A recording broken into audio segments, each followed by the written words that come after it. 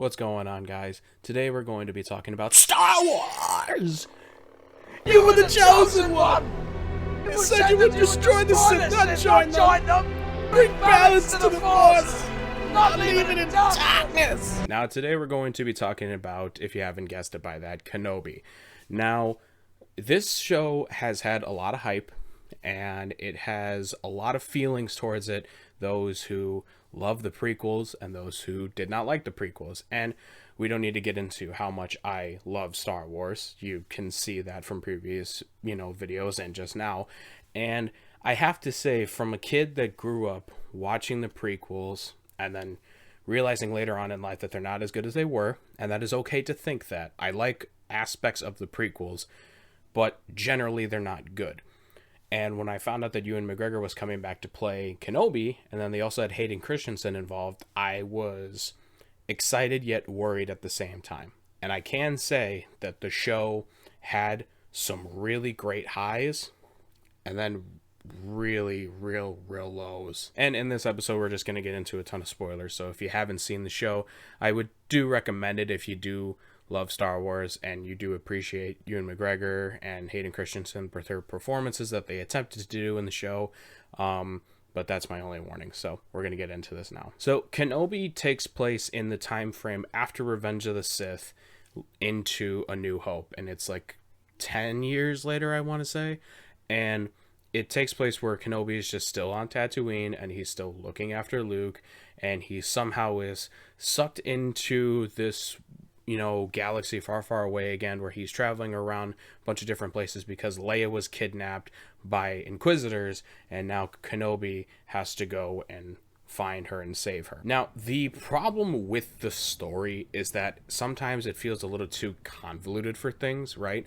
So you had Kenobi staying on Tatooine, and that was his whole mission after Revenge of the Sith leading into A New Hope. He was there to protect Luke, and when the time came, he was supposed to train him, and then because he's supposed to be the one to help bring balance to the Force after Anakin had failed.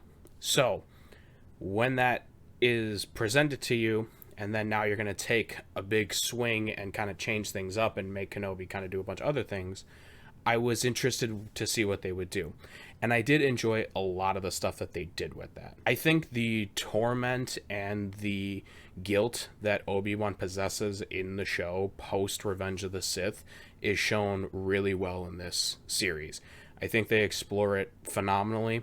There are aspects of the show where people are annoyed by the fact that it's like, why is he not as in tune with the Force than he once was? Because he has to train Luke. And in my eyes, it's like, he's not gonna train Luke anytime soon. So why would he continuously practice it when he knows if there's a slip up, he could be hunted down by Inquisitors and then be killed, because he's still in hiding technically. There's parts of the show where there's other Jedi and they're asking him for help because they recognize him, and Kenobi's like, I'm done. Like, we can't do this anymore. You're better off just leaving that behind and hiding because it's all over. And I liked that aspect of the show. I liked what they did with connecting dots from the last prequel movie into the new one, and they clear up some things throughout the entire show, connecting them into the prequel to the original trilogy. And I think that Ewan McGregor's performance as Obi-Wan in this shines. This is the other aspect of the story then, where you have Reva as the third sister, who is played by Moses Ingram. He or she then kidnaps Leia to then further bring out Obi-Wan Kenobi, and it's just this weird kind of tie-in with things, and it kind of doesn't make sense for the majority of it, to be quite honest with you, because you see, no one knows that Leia and Luke are Vader's kids besides the people protecting those kids, right?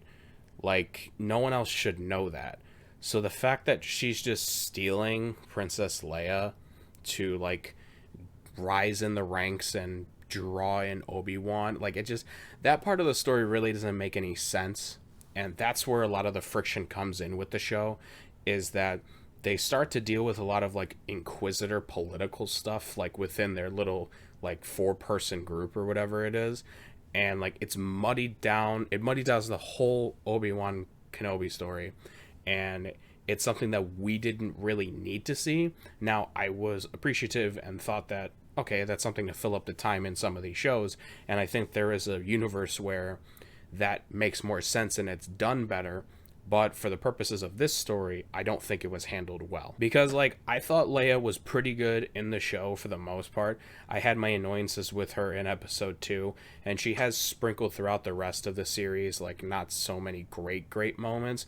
But overall, I didn't think it was the worst addition in the world. However, I will say Moses Ingram as Reva, the third sister in these Inquisitors, has a lot of wishy-washy things with it. There are many things that I do enjoy with her character work in the show. I like that she was a youngling and she figures out that Vader is Anakin and she's trying to rise the ranks to get closer to Vader and then kill him, because she was there during the Jedi Temple when everything went to shit in Order 66. Now, how she knows that Vader is Anakin is, really not told well. I'm sure that you can kind of probably figure it out in your own mind, or is that something that they want you to do? I wish they would have kind of streamlined it a little bit better, but I thought that her character work prior to the final episode was actually really compelling and really good. See, I watched the series a little bit behind. I kept up mostly with it to week, but like the first couple episodes I definitely was behind. So when I heard the outcry of people saying that she was a terrible actress and she sucked, and I was like, no, not really. Like, I thought she was good in the entire show, to be honest with you. Her acting was pretty good. It's her written character that wasn't great. To, like, up until the final episode, I thought that it was pretty compelling, because it's like in the 5th episode and the 4th episode, they're kind of going back and forth, her and Obi-Wan, about like, we can take down Anakin, and then she's like has this weird like pulling of herself from the good side and the dark side, and it's riveting in some parts, but then she ends up losing to Vader in a badass fight, don't get me wrong, and then I thought that would be the end of her, and then I was like, okay, fine, let's get back on track with Kenobi and Vader. And then she shows up later on in the final episode, where she now is going to hunt down Luke Skywalker and kill him, like basically doing what Anakin did to like the children that she had grew up with in the Jedi Temple. That is fucking stupid. And like, yeah, the whole redemption story of her being an Inquisitor and then turning good is like there, but like for me, that to end the show like that was not it for her. I proposed that either she should have died in episode 5 when they had the fight with Vader. She could have easily done the same exact thing, went to fight Luke Skywalker, Obi-Wan shows up, and then she's just driven with rage and Obi-Wan has nothing else to do but to kill her. Those would have been 2 way better options than her just being like, well, I got stabbed, I lived, I wanted to kill Luke, I'm not going to, now what do I do with my life?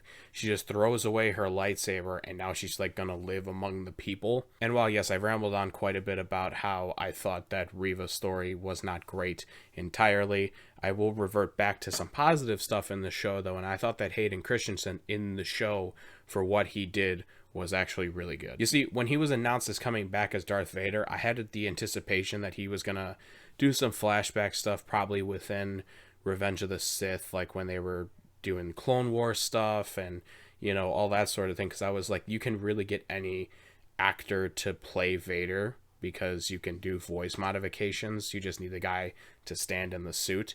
And what they did with him I thought was pretty cool. They have a bunch of flashbacks with him in the Jedi Temple, more scenes with him slaughtering younglings and other Jedi, and then they also have the first scene that you see him actually outside of the Jedi Temple stuff, but like in the modern timeline of the show, was you see Obi-Wan have a hallucination of Anakin way in the distance on a planet that they're on, and he kind of just turns around and it's like, it messes with Obi-Wan, and I thought that was really cool. I also thought that when they had the Attack of the Clones training scene, I thought that was really cool too, and I like how they tied pieces of that together towards the end of the show and throughout that episode as well.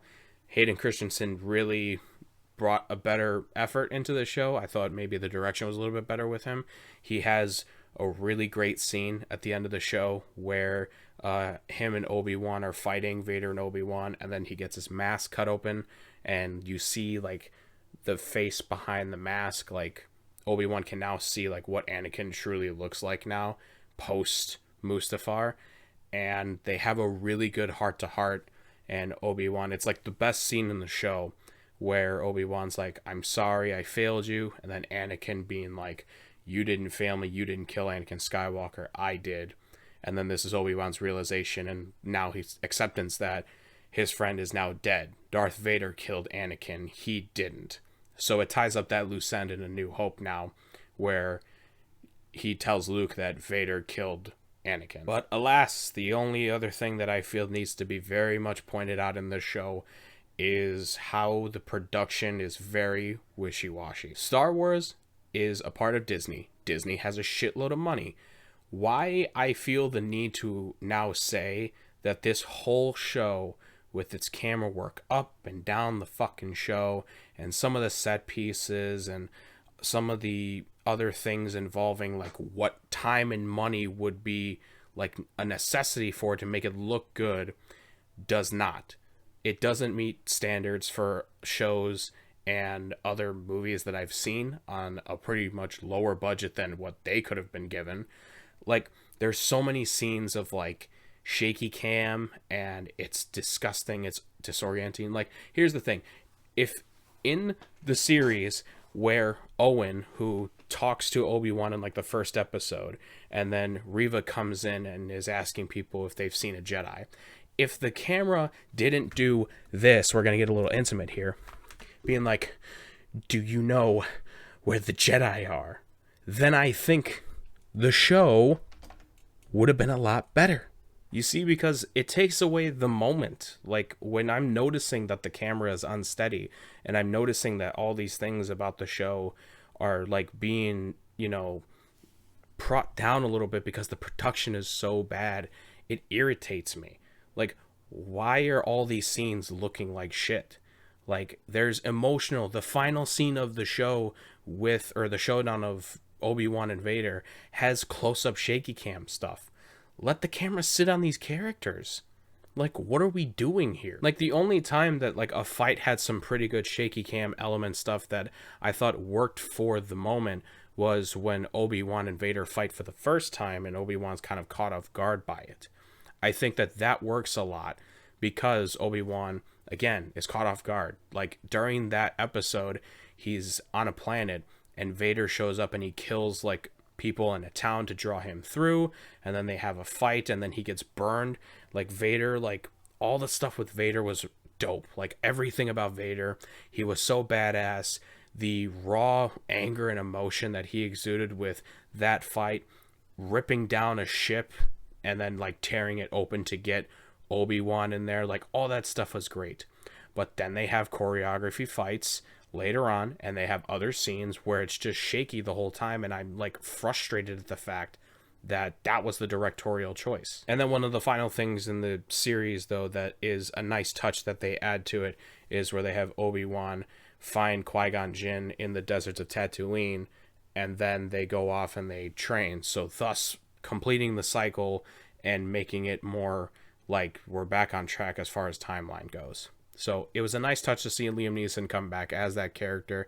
I like that he only showed up at the end of the series, because I kind of figured out early on that's what they were kind of going towards, because after you see some of the flashback stuff, like the first time you see Obi-Wan kind of like waking up out of a sleep, he's trying to talk to Qui-Gon Jinn, like he hasn't met him yet, and I kind of figured that's the direction they were heading.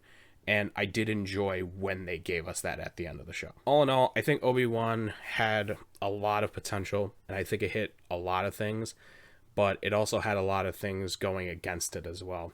I think it's another example of Disney getting in the way too much. I think it's an example of them not fully understanding what the fans want and how to really deliver it at times. And I could see that a lot with Marvel right now too. And while I didn't hate the show, but I didn't like absolutely like this is the greatest thing on earth, I did really enjoy the show for the great moments. but I will not let that cloud my judgment in saying that this is like the best thing. Like, it's definitely not better than The Mandalorian. It is better than Book of Boba Fett, though. I'm going to give the Obi-Wan Kenobi series 3.5 stars. Thank you guys so much for watching. Look forward to more reviews very soon, and I will talk to y'all next time.